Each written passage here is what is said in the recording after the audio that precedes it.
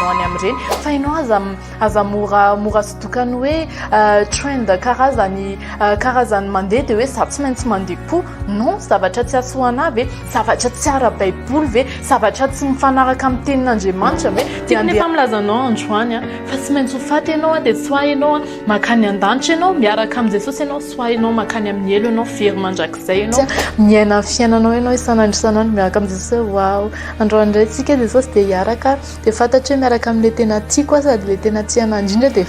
faly indray androany faly androany satria miaraka aminao mbola miaina tsara misakafo zay sahaza ho anahy dia fatratranao misy ady ara-bola atrio hoe misy ady eo amin'ny ankohonana atrio hoe misy ady eo amin'ny asa atrio hoe misy amiady amin'ny fakapanahy atrio hoe tsy manino zany fa matoy io no eo dia vitanao zany matoy ianao zany anatin'ny ady dia ara-baina ianao fa anatin'ilay lalan'ny fandresena ianao dia fa mandresy ianao fa mangalataka ianao fa mila simple tsika ao anatin'ny fanaovana ny asan'Andriamanitra tsy aza be filiriny tsy aza be zezesta hoe aty jerena satria za ohatra zao indray jereny faux onglako jereny faux cilako jereny akanjoko vaovao be andeha ho any am-piangonana ianao dia lasa hoe ohatrany hoe anao izesta ve anao top modèle ve ny alehanao any tsy mitady top modèle ange Jesosy tsy mifiara-mahazana dia raha mila teo hita aleoko raha ngahita an'Andriamanitra Jesosy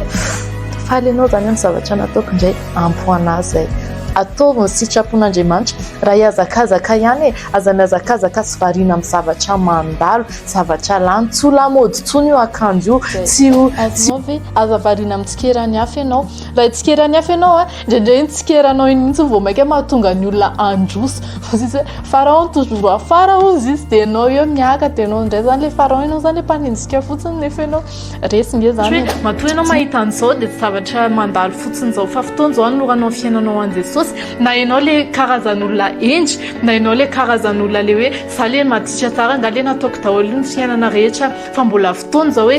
bye mes folies maintenant c'est moi avec Jésus et aza miandro voadona vao hidodododo ifony fa dia mbola tanora vao Jesosy fa mandondona